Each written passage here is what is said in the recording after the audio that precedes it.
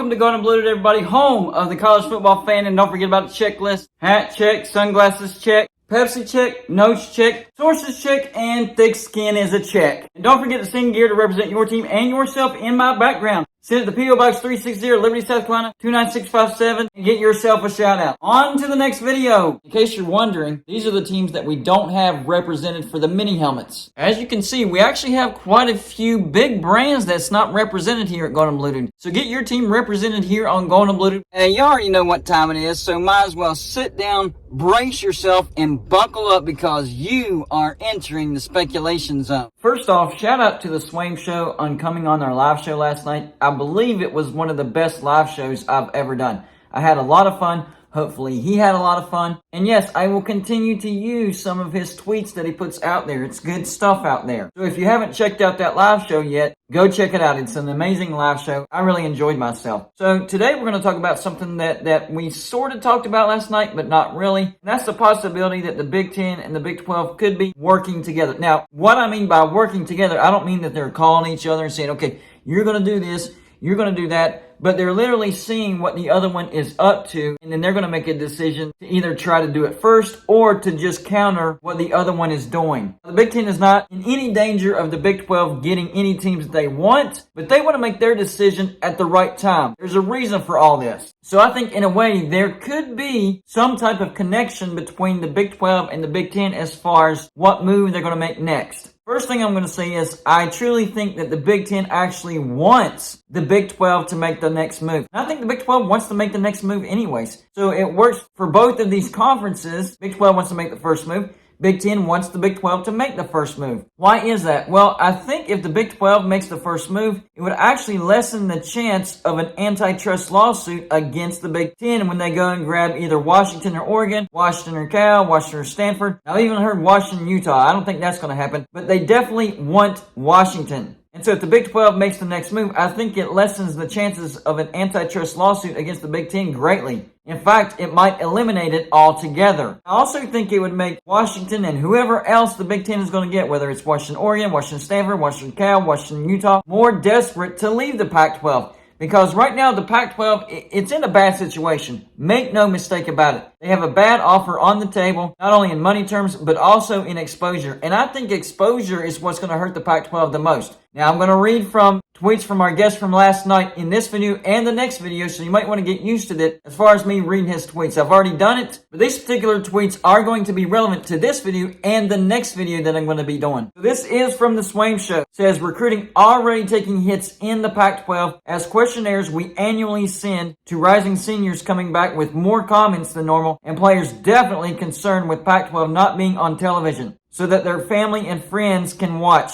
This is a very big deal. The Pac-12 has a TV deal, but not only are they embarrassed to release it, as few will see it on Amazon, ESPN, one linear game, and it's only 50 to 60% of the money the Big 12 teams are getting. Good luck getting teams to sign grant of rights with that, especially the Ducks and UW with a smiling face emoji. Finally, the last one, not really the Pac-12's fault, but of the many problems they're now going through, possibly the worst of the worst, is that the TV folks are going through bankruptcies and downsizing. Not much they can do about that after the Big 12 took the money that was left. And that's why I keep mentioning the fact that Brett Yormark jumped the line. I think Brett Yormark had knowledge of the financial situations that ESPN, Disney, all that stuff was going through. He knew he had to get the best deal possible, the most money possible sooner rather than later. So he jumped line and locked down a deal with ESPN and Fox. And the Pac-12 had so much confidence in themselves that they opened up the bidding and said, hey, we're going to get a great TV deal because we still have Oregon and Washington, premier brands. So yes, we can most certainly get a better TV deal than the Big 12. And they are correct. They should get a better TV deal than the Big 12. But the problem is ESPN is going through some major financial issues. I think Brett Yormark knew that, so he jumped the line and locked down whatever was left of the money. Because the ESPN deal for the Pac-12, not looking good at all. $90 million a year, that's $9 million per team if you divide it by 10 teams. That's not even counting if they're expanding. And I'm hearing that San Diego State is accepting the invite to the Pac-12, so they might actually be making less if no teams leave. That's a big if, though. So big money problems, but the biggest problem is exposure. Because ESPN only wants 2 games a week, and only one of them on linear cable. And these athletes know that, and they know they're not going to get hardly any TV exposure. Their friends and family are going to have to subscribe to Amazon, Apple TV, and ESPN Plus if they want to watch them play. That is going to play a major impact on recruiting. Look, Pac-12 teams already are behind the 8 ball when it comes to recruiting because of their location. USC, Oregon, and to some extent Washington do well, but with this lack of exposure, Washington, Oregon, they're going to take some hits on their recruiting. I think that's why we're seeing Utah and Arizona possibly changing their tune as well, because I've heard that Utah is having a meeting to possibly decide if they want to jump to the Big 12 or not. And we've heard from the Utah president and athletic director saying, no, we will never join the Big 12. It would hurt our research revenue too much, so we're just not going to do it. Well, they also know that football affects those donations as well. And Utah's been building something over there in the Pac-12. They've won the Pac-12 2 years in a row. Yes, they've slipped up in the regular season and kind of knocked the Pac-12 out of the playoffs, but they've basically owned the Pac-12 over the past few years. So they are building a good football brand over there. Well, with this lack of TV exposure, recruiting is going to take a major hit. And guess what? Your football program is going to take a nosedive.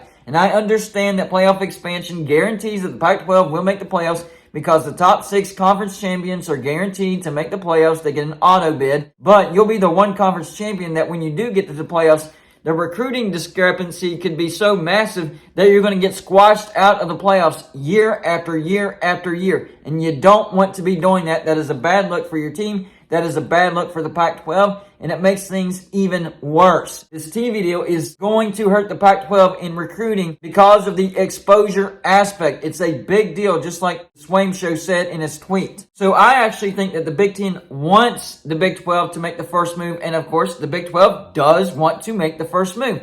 And I think Arizona and Colorado have already made up their mind. I really, really do. I think Arizona and Colorado will jump to the Big 12. And now the Big 12 is trying to court Utah and Arizona State. That way they can get the 4 corners all in one spot. Earlier in this process, I was hearing that Utah wasn't even on the radar of the Big 12, but things do change. And maybe now that they know that they have Arizona and Colorado coming, now they can focus on Arizona State and Utah. So Utah is having a meeting to decide if they want to go to the Big 12. And we heard about the private jet that Brett Yormark is going to a Western school. I would guess, this is purely a guess, I don't have any proof of this, but I would guess that that is going to Arizona State to try to convince them, hey, the Pac-12 is not looking good. You're not going to get good exposure. We want you over here in the Big 12. You have a great TV market in the city of Phoenix. We're already bringing in Arizona. Why don't you just come with Arizona, and we'll prove to you that you made the right decision. I think it's Arizona State to where he's going with that private jet. I could be wrong. I could be totally wrong, but that is my guess. So my opinion is yes. I think the Big Ten and the Big 12 could be working together in the sense the Big 12 is going to make the first move. The Big Ten wants them to make the first move, and then that'll make the teams that they want in the Big Ten more desperate. And maybe those teams would be willing to accept even less money on a reduced revenue share to go to the Big Ten.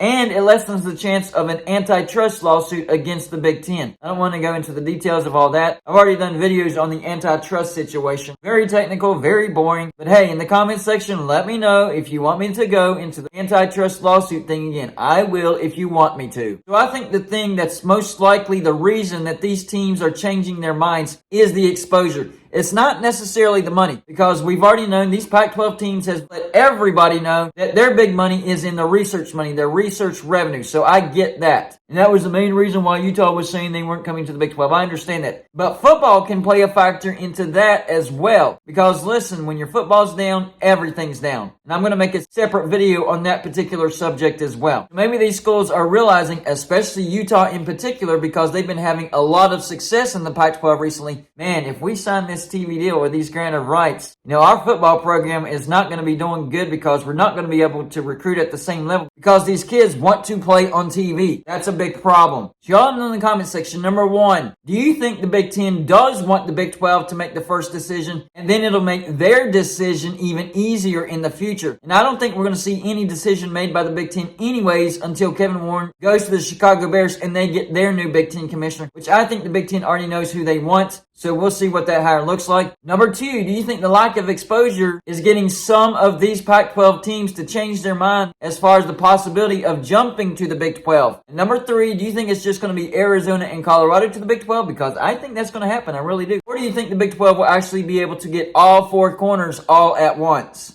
That's all I got for this show. Like and subscribe if you haven't already, and I'll see you in my next show.